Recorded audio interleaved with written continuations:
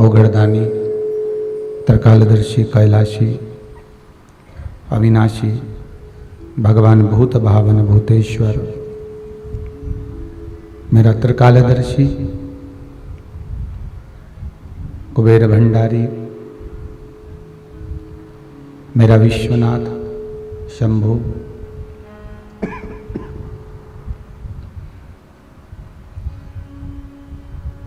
बाबा विश्वनाथ की कृपा से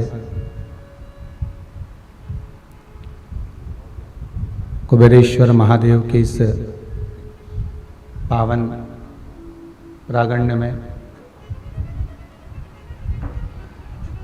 ओगड़दानी, त्रिकालदर्शी, कैलाशी भगवान शंकर, विश्वनाथ की शिव महापुराण की कथा श्रवण करने का सौभाग्य अपन सभी को प्राप्त हुआ है। बाबा भूत भावन भूतेश्वर मेरे शंकर, कैलाशी अविनाशी भगवान कुबेर भंडारी,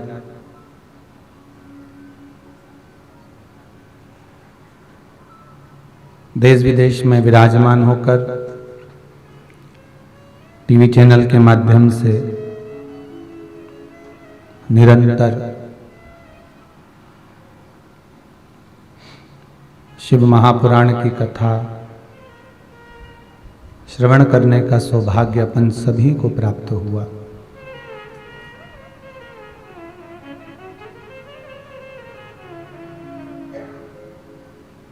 जो टीवी के सम्मुख में नहीं बैठ पाए कथा श्रवण करने के लिए, वह फेसबुक यूट्यूब के माध्यम से इस पावन शंकर की कथा का रसतत्व ग्रहण कर रहे हैं। अभी तक अपन ने कई कथाओं का रसतत्व ग्रहण किया।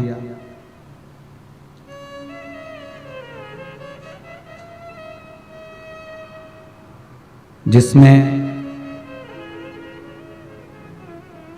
यजमान तो आना नहीं हुआ, पर 3 कथा ऐसी रहीं जिसमें ऑनलाइन कथा में यजमान पधारे, और चौथे नंबर के हमारे फरीदाबाद से, हरियाणा से श्री प्रवीण जी पारासर, श्रीमती हेमलता जी पारासर मुख्य यजमान के रूप में कथा का रसतत्व ग्रहण कराने के लिए अपने बीच में इस कुबेरेश्वर महादेव की धरा पर पधारे।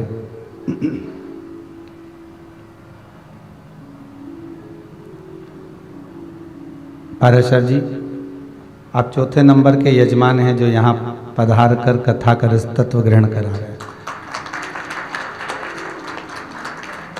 पूरे लॉकडाउन से लगातार शायद ही कुछ ही समय रहा हो, 2-4 दिन का गैप या 4 दिन 3 दिन का गैप, जिसमें कथा नहीं हुई हो, और सभी टीवी चैनलों के माध्यम से इस कथा का रसतत्व पूरी विश्व ने श्रवण किया। भगवान शंकर ओगड़दानी, त्रिकालदर्शी, कैलाशी, अविनाशी मेरा शिव,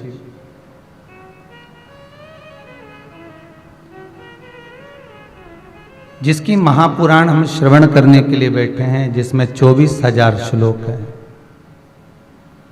12 संहिता हैं।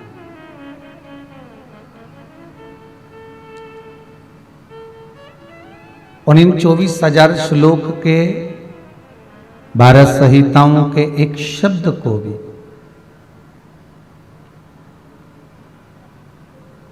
एक मात्र अक्षर को भी हम हमारी जिंदगी में अगर उतार लेते हैं तो हमारा जीवन अपने आप ही सार्थक हो जाता है।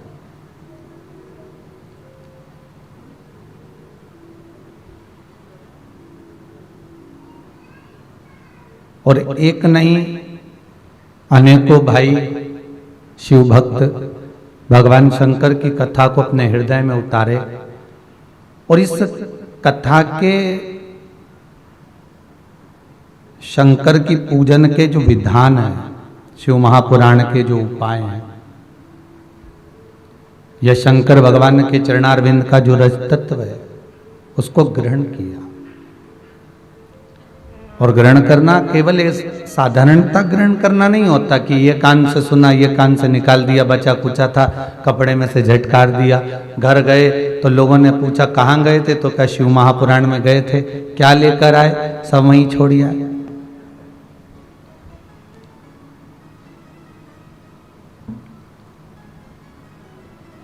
शिव महापुराण के अंतर्गत तो प्रसाद बांटने का भी विधान नहीं है हमारा। जैसे भागवत में प्रसाद की महत्वता नहीं है, केवल तुलसी दल वितरित किया जाए। भागवत में कहीं नहीं लिखा साहब, हाँ सत्यनारायण जी की कथा में जरूर लिखा है कि प्रसाद का महत्व है, पर भागवत पुराण में कहीं ये नहीं लिखा गया कि आप प्रसाद बांटो, इतना बांटो या ज्यादा बांटो या कम बांटो, कहीं नहीं लिखा। पूरे 18,000 श्लोक देख लीजिए, 7,39,00,000 शब्द देख लीजिए, 335 अध्याय श्रीमद् भागवत के देख लीजिए। एक भी अध्याय में, एक भी जगह पर, एक भी शब्द में कहीं ये नहीं लिख कर दिया कि आप प्रसाद का वितरण कीजिए। वेद व्यास जी ने शिव महापुराण में भी ये लिखा कि प्रसाद कहीं वितरण का महत्व, यहाँ इसका महत्व यहाँ वर्णित नहीं करा, यहाँ एक ही चीज कही कि बेलपत्र दिया जाए। और श्रीमद् भागवत में कहा गया कि सारे प्रसाद से जो बड़ा है, सारे प्रसाद से जो मूल है वो तुलसी का दल है। तो भागवत का अगर कोई प्रसाद है तो वो तुलसी का दल है, और शिव महापुराण का अगर कोई प्रसाद है तो वो बेल पत्र है। इससे पूर्व में पाराशर जी आपने कथा सुनी होगी कि बेलपत्र कथा चल रही थी, शिव महापुराण बेलपत्र। अभी जो कथा चालू हो रही है ये भीमाशंकर शिव महापुराण।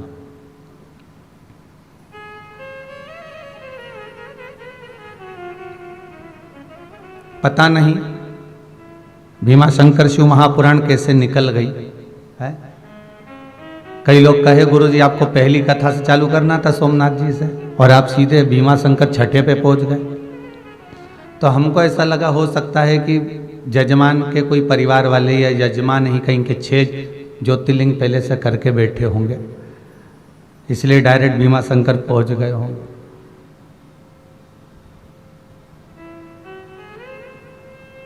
कहीं कहीं बाबा की कृपा भी होती है।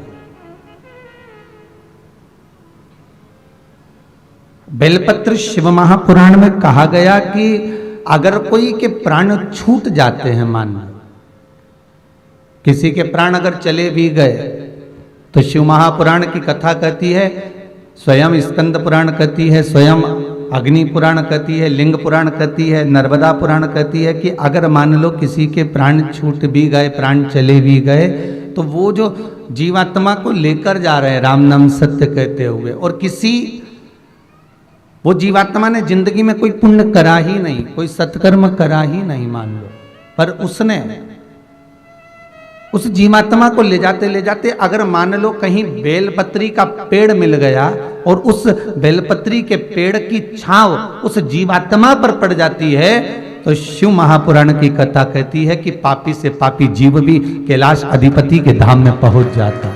इतना भाव तत्व उस बेलपत्र के वृक्ष का है। थोड़ा सीटी दे रहा है, उसको देख लो बात। बेलपत्री के वृक्ष का इतना महत्व है, उसकी महत्वता इतनी वर्णन करी गई।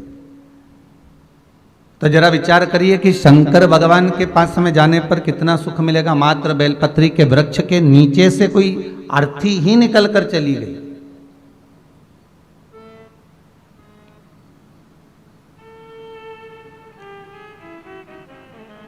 उसका पुण्य कितना प्रबल है।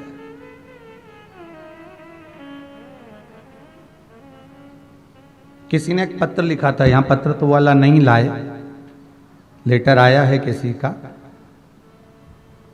भूसावल से उन्होंने किसी ने लिखा है, कोई विमल जी सोलंकी हैं, उन्होंने एक पत्र लिखा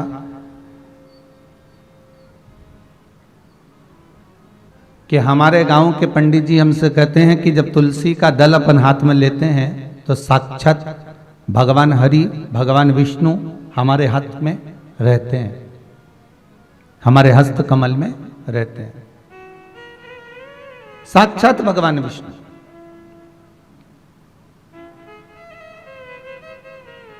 तो क्या शिव महापुराण के अंतर्गत ऐसा कोई वर्णन कहीं मिलता है कि बेलपत्र लेने पर साक्षात हरि हमारे हाथ में रहते हो?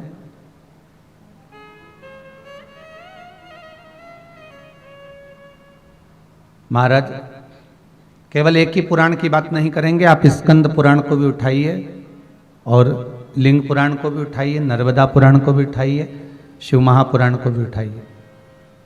ये सारी पुराणों में एक जैसी बात मिलेगी। और बेलपत्री के लिए जो वर्णन किया गया वो लिखा गया केवल बेलपत्री के अंतर्गत हस्तकमल पर रहने पर केवल श्री हरि ही नहीं, इस बेलपत्री के 3 पत्तों में ब्रह्मा, विष्णु और महेश हमारे हस्तकमल पर विराजमान होते हैं। और बेलपत्री की इन डंडियों को जो जोड़ा गया है, बेलपत्री की जो ये डंडियां जहां पर जुड़ी हुई हैं, उस स्थान पर तीनों देवियां ब्रह्माणी, लक्ष्मी और स्वयं सरस्वती, स्वयं पार्वती इन डंडियों के मध्य में जहां पर जुड़े हैं ये तीनों, वहां पर विराजमान हैं। और उसके बाद भी जो लंबी डंडी रह जाती है डाली से टूटी हुई, तो कहा उस डंडी में 33 कोटि देवता आकर विराजमान हो जाते हैं। यहां तक बेलपत्री में वर्णन किया गया। महाराज उस बेलपत्र की कोई साधारण सी महत्वता नहीं हो सकती।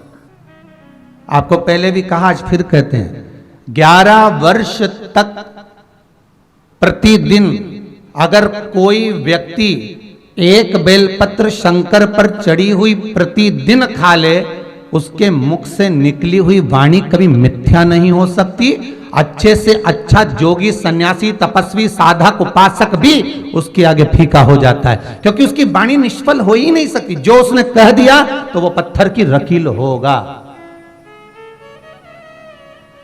शंकर पर चढ़ी हुई एक बेलपत्र अगर प्रतिदिन बस 11 वर्ष तक खाना है, आप खाइए, पर नागा नहीं होना चाहिए, छूटना नहीं चाहिए। एक समय, एक नक्षत्र, अर्थात आप अगर सुबह 7 बजे खा रहे हो तो सुबह 7 बजे ही खाना होगा, 8 बजे खा रहे हो तो 8 बजे ही खाना होगा, पर एक दिन में एक बेलपत्र शंकर पर चढ़ी हुई प्रतिदिन खाना है, को बिना नागे 11 वर्ष।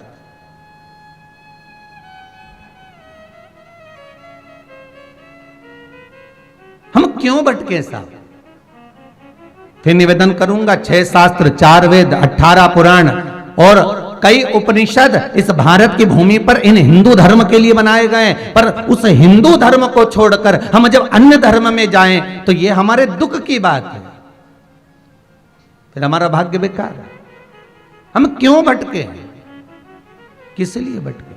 जब उसके भीतर सर्वाधिक सब कुछ ही विराजमान हो, सब उसी के भीतर विराजित हो, फिर क्यों भटका जाए? हमारा हम किस लिए भटक रहे हैं? शिव महापुराण की कथा कहती है कि इस वेदव्यास जी महाराज कहते हैं कि शंकर की कथा का रस तत्व जब जीव श्रवण करने के लिए बैठता है, यहां तक कहा कि शंकर की कथा को मात्र आप तो यहां बैठकर कुबेर भंडारी के दरबार में आकर कथा का रस तत्व ग्रहण कर रहे हैं। कई लोग जो टीवी पर कथा श्रवण कर रहे हैं उनके लिए भी कहेंगे, जो मोबाइल पर कथा श्रवण कर रहे हैं या किसी अन्य के मुखाग्रविंद से किसी ने सुना, किसी ने मोबाइल पर, यूट्यूब पर, फेसबुक पर देखा, उसने आपसे कहा, अर्थात हम किसी के मुखाग्र बिंद से भी अगर श्रवण कर रहे हैं, किसी के माध्यम से, किसी कारणवश हम श्रवण कर रहे हैं उस कथा का रस तत्व, तो ये जानना कि हमारे पूर्वजों के पुण्य का जो घड़ा भराता है, तब जाकर जीवन में एक बार शिव महापुराण की कथा कोई करवा पाता है, श्रवण कर पाता है और अपने जीवन को सार्थक बना पाता है। पाराशर जी, आपके पूर्वजों के पुण्य ही आनंद है, जो आप दोनों भगवान भोलेनाथ की कृपा से स्वयं विराजमान होकर कहीं पूर्वजों के पुण्य की गुल्लक भराई होगी, तब जाकर आपके हाथ से ये सत्कर्म हो रहा है। ये बाबा की कृपा समझना, ये विश्वनाथ की करुणा समझिए, ये शंभू की दया समझिए। जिस भाव से आप जिस कारण पहुंचते हैं भगवान की कथा के भीतर,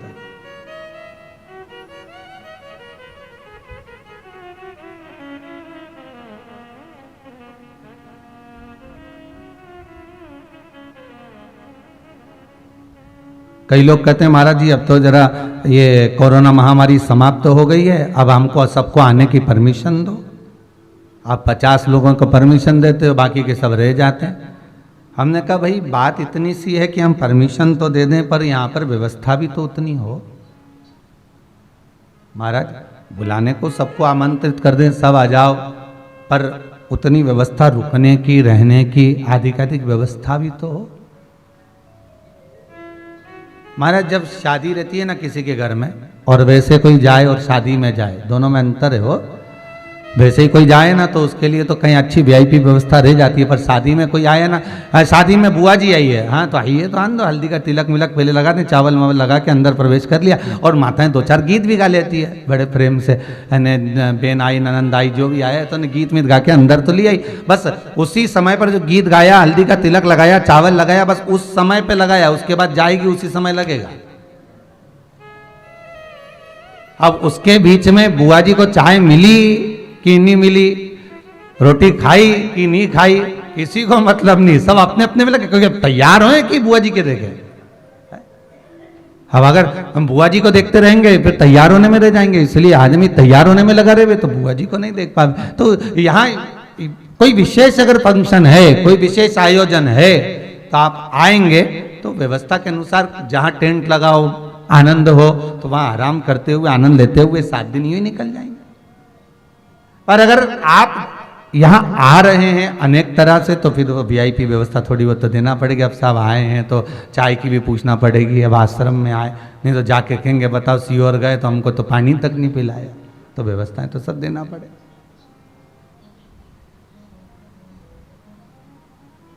शिव कथा कह रही है, भगवान शंकर की पावन कथा कह रही है कि शिव महापुराण के एक एक शब्द, एक एक श्लोक, एक एक अक्षर, एक एक रस तत्व हमारे जीवन का सुख प्रदान करने वाला, बस उसको ग्रहण करने वाला हो महाराज।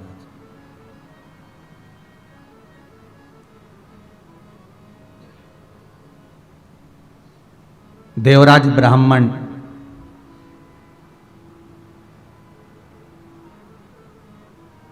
जिसने अपनी जिंदगी में कोई सत्कर्म नहीं करा था, संपूर्ण बेकार काम देवराज ब्राह्मण ने करा था।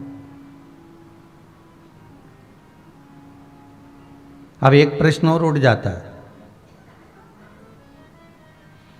कोई भी कथा चालू होती है, चाहे सत्यनारायण जी की कथा हो, चाहे किसी भी देवी देवता की कथा हो, तो वो ब्राह्मण से चालू क्यों होती है?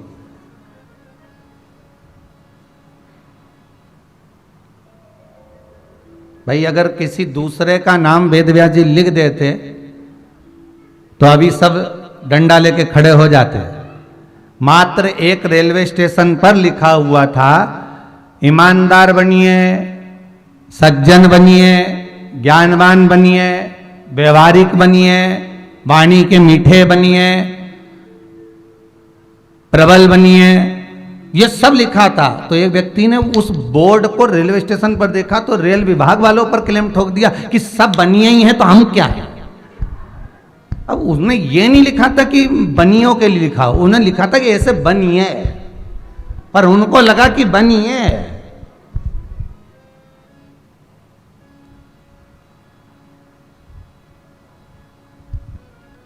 तो यहां जो जितनी जितनी कथा की शुरुआत हो रही है, चाहे भागवत में देख लो, चाहे अनेक जगह पर आप कथा को उठाकर देखो। हमारा श्रीमद् भागवत भी जहां चालू होती है, आत्मदेव नाम का ब्राह्मण है, और शिव महापुराण जहां प्रारंभ हो रही है, देवराज नाम का ब्राह्मण, और सत्यनारायण जी की कथा चालू, एक गरीब ब्राह्मण।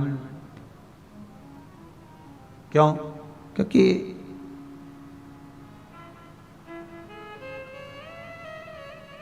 सरल है। इनका नाम अगर अपन कुछ बोल भी देंगे तो चल जाएगा, सहज है, ये स्वीकार कर लेंगे, ठीक है बोल दिया तो बोल दिया, चलेगा। अब देवराज नाम का ब्राह्मण, और वो गलत कर्म में लगा हुआ, ऐसा कोई कर्म नहीं था जो देवराज ने करा ना हो, बस सब गलत कर्म होता है। फिर वही बात आ गई, महाराज मत बुरे कर्म कर बंदे, वरना पछताएगा। भगवान की आंखों से तू बच नहीं पाएगा, तू बच नहीं पाएगा। अरे ओ अज्ञानी मत कर नादानी। हम कितना भी कर्म कर रहे हैं, उस कर्म के अनुसार हमको भोग भोगना ही पड़ेगा। जैसे आप कहीं पर भी छुप जाएं, कहीं पर भी चले जाएं, पर यह हवा, इसका संचार हर जगह पर होता है। उसी तरह हमारे किए हुए कर्म का संचार हमारे पीछा नहीं छोड़ता, हमारे अग्रण्य भाग में चलता है, उसको हमें भोगना पड़ता है।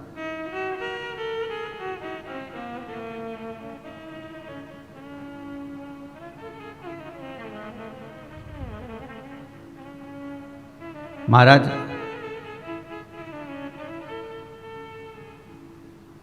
शांतनु के साथ में महाभारत में लिखा है गंगा जी का स्मरण। कई पुत्र हुए, गंगा जी ने ले जाकर सब पानी में डुबो दिए, सब।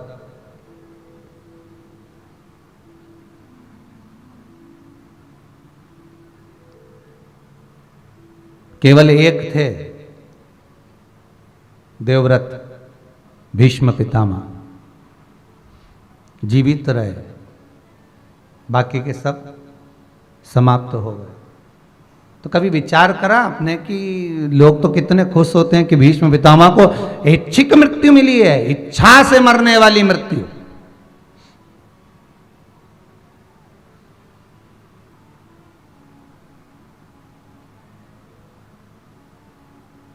पर जिसकी उम्र बहुत ज्यादा होती है साहब, कोई 100 साल का व्यक्ति अगर आपको मिले, कोई 90 साल का, 99 साल का, 85 साल का कोई मिले, उससे मिलना, वो खुद कहेगा अब तो भगवान से विनती कर रहा हूं कि उठा ले। कभी मिलना आपको, विचार करिएगा।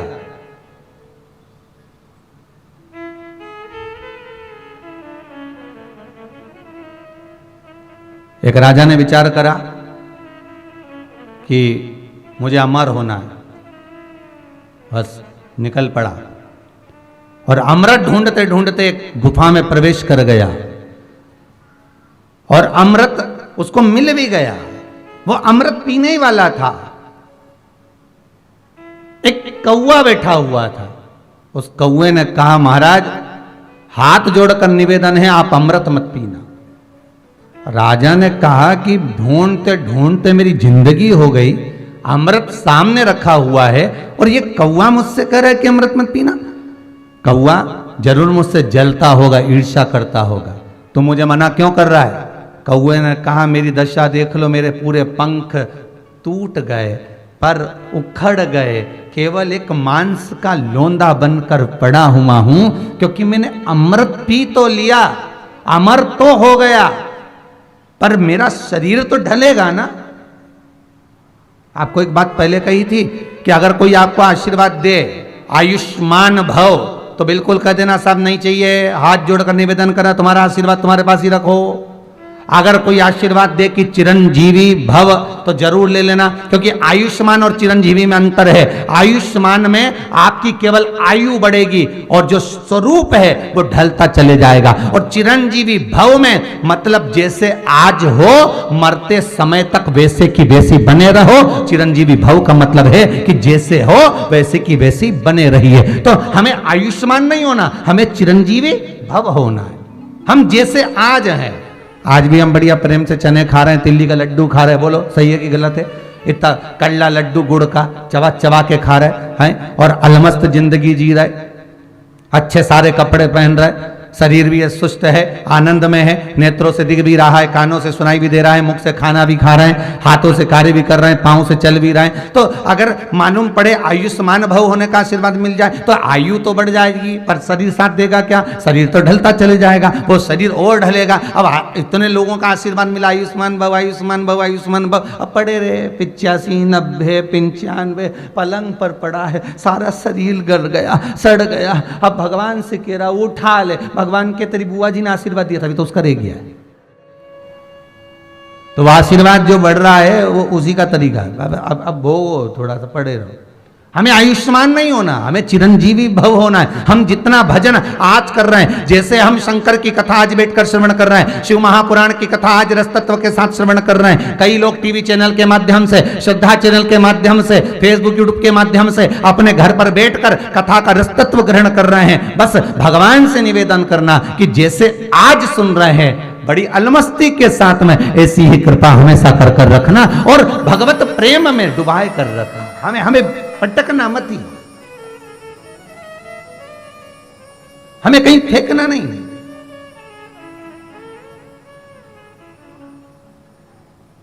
पूरी महाभारत देखना, भीष्म पितामह जितने रोए दुनिया में कोई नहीं रोया हो। घर की बहू का चीर खींचा जा रहा है और भीष्म पितामह अपने जीवन को धिक्कार रहे हैं कि मैं घर का बुजुर्ग बड़ा होकर यहां पड़ा हुआ रो रहा हूं। नहीं,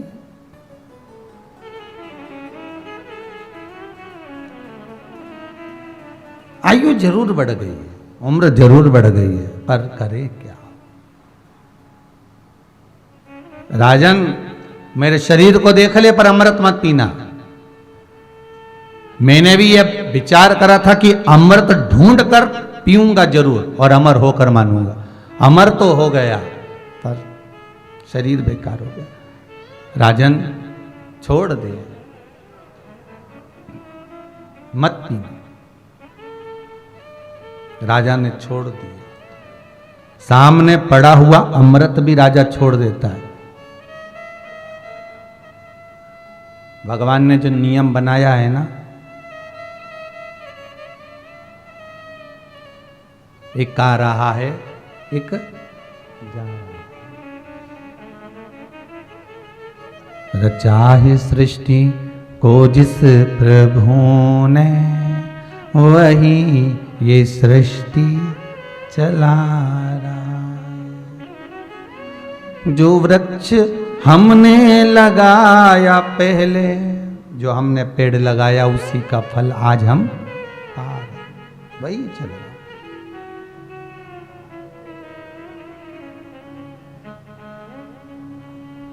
वो नियम सबसे अच्छा। आ रहे जा रहे और ये मार्ग पर फिर ना जाने कब मिलन हो, फिर कोई दूसरा मिले, फिर क्रम मिले। इसके ये कथा जो भीमाशंकर चालू हुई है, इसके पहले की जो कथा थी उसमें एक प्रश्न किया गया था, भविष्य पुराण में से वर्णन किया था कि 7 जन्म जो हमारे रहते हैं उसका वर्णन किया गया। 7 जन्म, पति पत्नी का जो 7 जन्म का संबंध है।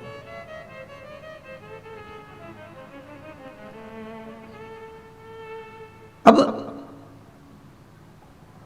हम भगवान से कहें कि हमारी आयु बढ़ा दो तो उससे मतलब नहीं है। भगवान से हमें यह कहना है कि मेरी भक्ति बढ़ा दो, मेरा विश्वास।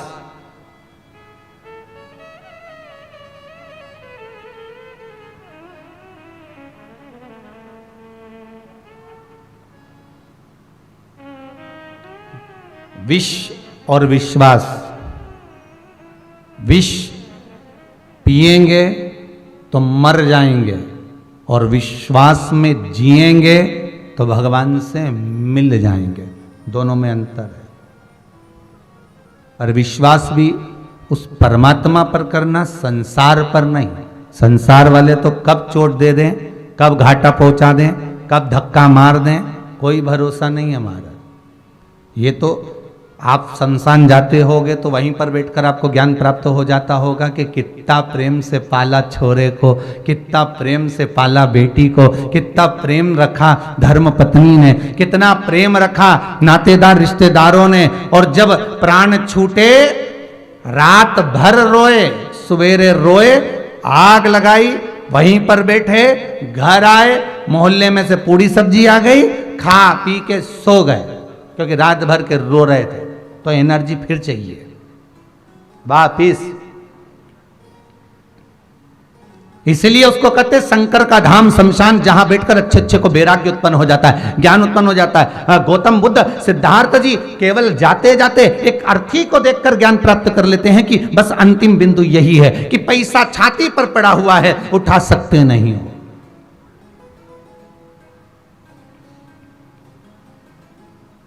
जिसने पूरी जिंदगी कमाया, जिसने पूरा जीवन जोड़ा, खूब कमाया साहब, कमाने इतना कमाया कि खाने का समय नहीं मिल पाया, पड़ा है।